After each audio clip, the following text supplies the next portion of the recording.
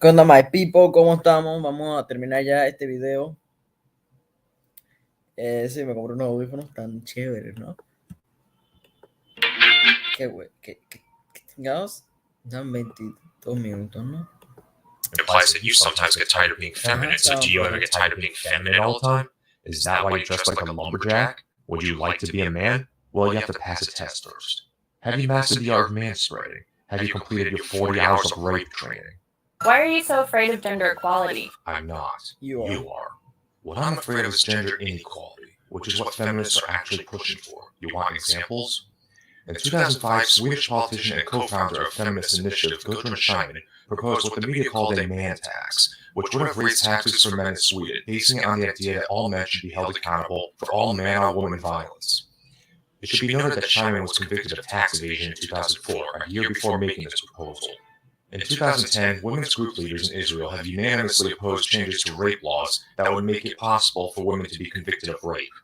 They succeeded, and now women in Israel who commit sex acts on non-consenting adults or children who are not old enough to legally give informed consent are not actually charged with rape, and are instead charged with lesser crimes. In 2013, Indian feminists successfully pressured the Indian government to rewrite rape laws in such a way that only men could be charged with rape. In 2014, Jessica Valenti published an article in The Guardian advocating paying men less than women. In 2015, York University planned to hold an International Men's Day meant to highlight issues affecting men and boys, such as the high suicide rate, shorter life expectancy, and struggles faced in getting an education. It was canceled after feminist students, staff, and alumni protested and held a petition to ban it, which received almost 200 signatures. To add insult to injury, Holly Baxter wrote a condescending article on independent.co.uk enlightening readers why we don't need an International Men's Day. You can claim the definition of feminism as advocating gender equality all you want, but actions speak louder than words. And it's really hard to believe that the feminist movement is really a movement for equality when you dismiss anyone who brings up men's issues as misogynists. You say all men are rapists, you try to ban men from certain places on college campuses, you actively fight against fathers' rights, undermine the presumption of innocence when it comes to rape accusations, and you deny statistics about male victims of domestic abuse, as well as protest and disrupt conferences about male suicide. Bitch squared. All that said, why are you so afraid of gender equality? Why do I deserve to be paid less than you? In what world does 77 cents equal a dollar? In what world does 68 cents equal a dollar? How is that fair? After I finished writing my answers to all these questions, I actually counted them and realized there are only 33 questions instead of 36. I just naturally assumed these 4 questions are actually one and answered them as such, but no. BuzzFeed actually considered this compound question as a bunch of separate questions in order to bolster their count for the deceptive clickbaiting title, like it wasn't bad enough that they're already not even really questions. Anyway, this has been pointed out countless times by countless other people, but the wage gap is bullshit, and when I say it's bullshit, I don't mean that it doesn't exist. I mean it's bullshit because of the way it's presented. The observed wage gap is based on comparing the average income of men to the average income of women without considering any variables. Sometimes when the wage gap is brought up, they add women get paid less for the same jobs, but that's horseshit. Asking women why they get paid less than men is like asking why men are more likely to die in the workplace than women. It's because men and women tend to work different jobs. And just like some jobs are more dangerous than others, some jobs pay more than others. And since men tend to work higher paying jobs, such as those in STEM fields, men tend to make more money. And even when you are comparing men and women working the same jobs, there are things which factor into why men get paid more, such as the fact that men are more likely to work overtime, are more likely to ask for raises or promotions, are less likely to take time off, are more competitive, are more likely to take risks, prioritize earnings more than women, retire at a later age, and all these other things which studies have found. With all this taken into consideration, it's no wonder that men get paid more. Men work more. And really, I hate to point out this obvious bit of common sense, but if companies could actually get away with paying women less, don't you think they would just hire nothing but women to save money? Do you honestly think that corporations are such boys' clubs that giving advantages to men is more important to them than their profits and shareholder interests? Don't be stupid. And no, the fact that there are so few women in STEM fields has nothing to do with discrimination. In fact, surveys have found that there is a 2-to-1 preference for female applicants in STEM fields over equally qualified men.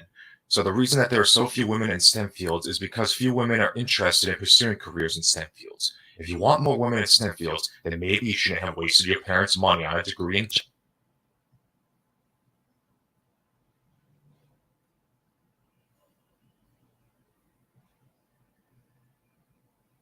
gender studies. And if you wish to continue pushing the baseless contention that the patriarchy is keeping women out of STEM fields, then explain why the patriarchy isn't stopping women from dominating certain fields such as veterinary medicine, psychology, pharmacology, and biology. Furthermore, which is it, 77 cents to the dollar or 68 cents? I've also heard other feminists claim 72 cents. The fact that you can't keep your story straight kind of says something about it. And I'm really struggling to understand why you thought including this discrepancy in your video was a good idea. Maybe you should have let a man proofread it. That was a joke. I know I have to explain it because feminists don't understand jokes, but it was a joke, alright? Why are you intimidated by a woman who makes more money than you? That's awesome! More money! I'm not. But since we're making assumptions, why are you intimidated by my deep, booming, commanding yet sultry baritone voice? Why are Men aren't seen as bosses unless they actually are somebody's boss. Otherwise, they're just called assholes. Unless, of course, their opinions disagree with you, in which case they're kicked off your campus, banned from speaking at events, and told to stop mansplaining. Maybe that's why opinionated women like you are seen as bitches. Why aren't you speaking up when you hear your male friends behind closed doors make jokes that are offensive to women? Because the jokes and the art meant to be taken seriously. These people who are fucking offended by rape jokes don't even understand humor. If that's not a good enough answer, then let me ask you this. Do you speak up when your female friends make jokes that are offensive to men? No? Why not? Oh, because it's empowering, right? Fuck off. Also, I thought you said you were probably funnier than me. You think of yourself as a funny woman, but you don't want people making jokes that don't cater to your own personal taste? Stop trying to police other people's speech, empty-headed bimbo. Why are you so afraid of recognizing your own privilege? It doesn't mean you're a bad person. Just recognize it and do something about it. I just love how you boldly assert that I have privilege without backing up that assertion at all, and then proceed to talk down to me in this condescending tone, like it's just so obvious it's such an unassailable argument. It doesn't mean that you are a bad person, but I guess being the same gender as Donald Trump does. To answer your question, it's because I don't have privilege. I really don't, but you do. I defy you to name one, just one, legal privilege that I have which you don't also have, because I can think of several you have which I don't have. Let me list 10. Women are almost always granted custody of children in a divorce by default unless the man can prove she is unfit to care for them. See Misrepresentation of Gender Bias Committee of Massachusetts Supreme Court by Mark B. Rosenthal. This is despite the fact that children are twice as likely to be abused by their mother than they are by their father, according to page 49 of Child Maltreatment 2013, published by the U.S. Department of Health and Human Services. Women have more social safety nets designed for them, which is why they only make up 24% of the homeless population. This is in spite of the fact that 42% of homeless men are employed versus only 27% of homeless women. This is according to page 2 of Who's Homeless, published by the National Coalition for the Homeless, July 2009, and page 1 of Single Males, the Homeless Majority, published by Healing Hands in June 2001.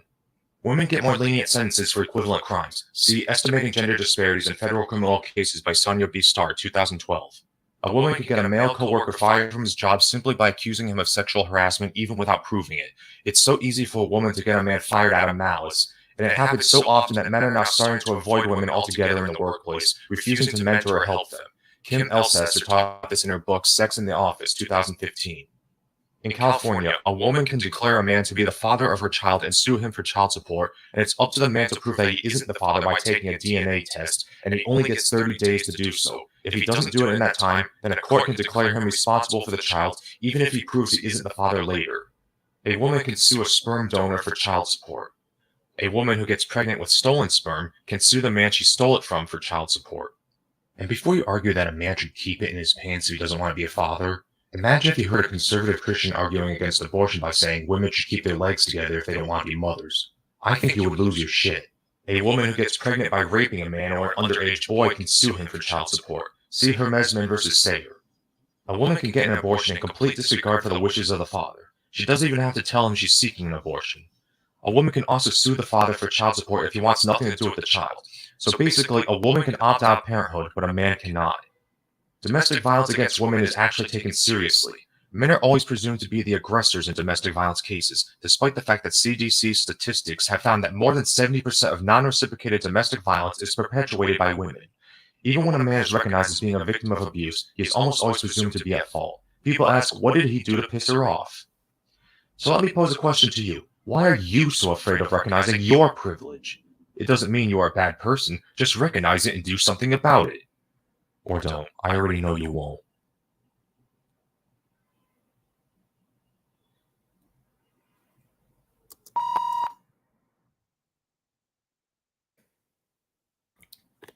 Ya terminamos el video. Era un nivel directo, fue un directo cortico.